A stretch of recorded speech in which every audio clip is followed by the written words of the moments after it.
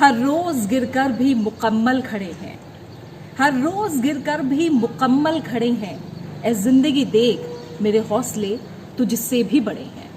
आशा है कि अपनी उम्मीदों पर मायूसी की परत आप नहीं चढ़ने दे रहे होंगे, क्योंकि इन्हीं हौसलों के दम पर देखिएगा जल्द ही एक बार फिर रोशन होगा ये सारा जहां। नमस्कार, स्वागत है आप सभी का। मैं हूं प्रीति सिंह। आइए सारा जहां में यानी पूरी दुनिया में कोरोना की स्थिति, उससे जुड़े हालात क्या हैं, इस पर एक नजर डालते हैं। दुनिया भर में अब तक 6,64,000 से ज्यादा लोग कोरोना वायरस से संक्रमित हुए हैं, जिसमें से 30,000 से ज्यादा लोगों की मौत हो चुकी है, जबकि 1,40,000 से ज्यादा कोरोना संक्रमित मरीज ठीक हुए हैं। दुनिया के सबसे शक्तिशाली देश अमेरिका में अब सबसे ज्यादा कोरोना के मरीज हैं। अमेरिका में शनिवार को कोरोना से जो मौत का आंकड़ा है वो रिकॉर्ड ऊंचाई पर पहुंच गया। अमेरिका में पिछले 24 घंटों में कोविड-19 बीमारी के कारण 450 से ज्यादा लोगों की मौत हो गई। वैश्विक महामारी फैलने के बाद से यहां अब तक 2,227 लोग अपनी जान गंवा चुके हैं। अमेरिका में जो मामले हैं वो महज 3 दिन में बढ़कर दुगने हुए हैं और मृतकों में एक नवजात भी शामिल है। अमेरिका में कोरोना के 1,24,000 मामले दर्ज किए गए हैं। इसमें महज एक दिन में सामने आए 21,309 मामले भी हैं, जो अपने आप में एक रिकॉर्ड है। अमेरिका में इस प्रकोप से सबसे ज्यादा प्रभावित न्यूयॉर्क है, जहां 50,000 से ज्यादा मामले हैं और संक्रमण में तकरीबन अगर देखें तो आधे मामले न्यूयॉर्क में ही हैं।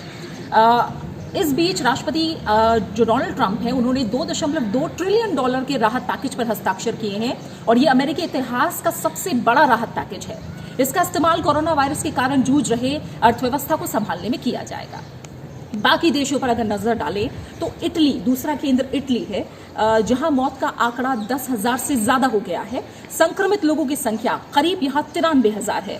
हालात खराब है और इस वायरस से जो जूझ रहे लोग हैं उनका इलाज कर रहे डॉक्टर भी इसकी चपेट में आ रहे हैं और अब तक इटली में कुल 51 डॉक्टर इस खतरनाक वायरस की चपेट में आकर अपनी जान गंवा चुके हैं।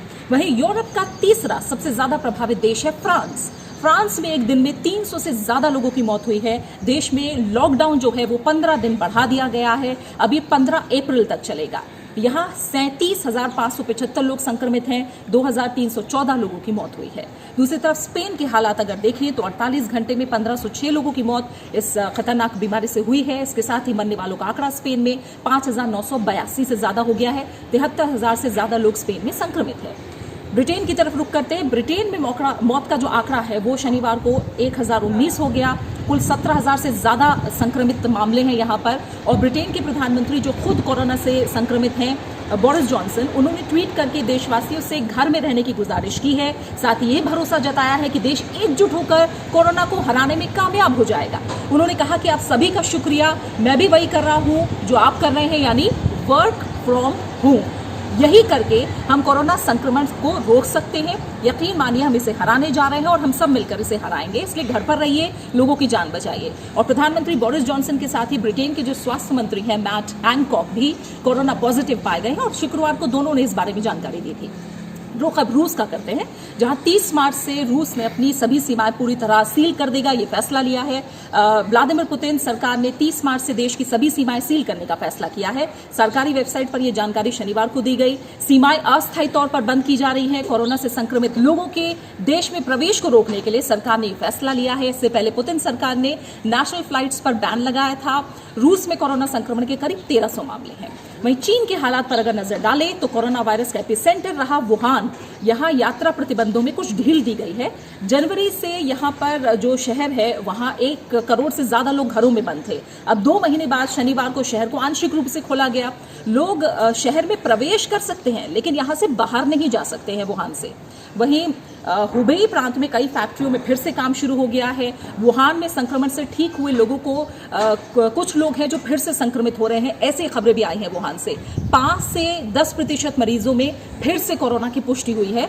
चीन में कोरोना वायरस के 45 मामले सामने आए हैं, जबकि 5 और लोगों की मौत की पुष्टि हुई है। रविवार तक चीन में कोविड-19 से मौत का आंकड़ा बढ़कर 3,300 के पार हुआ है। जापान में क्या हो रहा है? जापान में जो अमेरिकी नेवल बेस है वहां 48 घंटे के लिए लॉकडाउन किया गया है। योकोसुका स्थित अमेरिकी नेवल बेस पर 2 सैनिक कोरोना पॉजिटिव पाए गए। इसके बाद सैन नेड्डे को शुक्रवार रात 48 घंटे के लिए लॉकडाउन कर दिया गया। जापान में 1,500 लोग संक्रमित हैं, 49 लोगों की यहां मौत हुई है कोरोना से। पाकिस्तान के हालात देखें तो यहाँ कोरोना से संक्रमित मामलों की संख्या 1500 हो गई है। 13 लोगों की पाकिस्तान में मौत हुई है और पाकिस्तान में कोर्ट ने 1200 से ज्यादा कैदियों को रिहा करने का आदेश दिया है। जेलों में संक्रमण को रोकने की वजह से यह फैसला लिया गया है। इस्लामाबाद हाईकोर्ट ने 804 उन कैदियों को भी रिहा करने के लिए कहा है जो कम गंभीर मामलों में सजा काट रहे हैं या फिर जिनका ट्रायल चल रहा है। इस बीच चीन से जो मेडिकल टीम है वो शनिवार को इस्लामाबाद पहुंची। विदेश मंत्रालय के प्रवक्ता ने कहा है कि अब तक चीन सरकार ने 1200 टेस्ट किट, माफ कीजिएगा 12,000 टेस्ट किट, 3 लाख मास्क और 10,000 यूनिट्स पर्सनल प्रोटेक्टिव इक्विपमेंट भी दिए हैं। वहीं पश्चिम एशिया में ईरान सबसे ज्यादा प्रभावित देश है। स्थानीय मीडिया ने शनिवार को यह भी बताया था कि एक दिन में 139 नई मौतें दर्ज की गई। यहां अब तक 2,517 लोगों ने जान गंवाई है। संक्रमण के 35,000 से ज्यादा मामले हैं और देश भर में एक हफ्ते के लिए सोशल डिस्टेंसिंग भी ईरान में लागू कर दी गई है। तो सारा जहां से जुड़ी ये तमाम सुर्खियां थी, कोरोना से जुड़ी हुई ये सुर्खियां थी। फिलहाल इसी के साथ मुझे इजाजत दीजिए।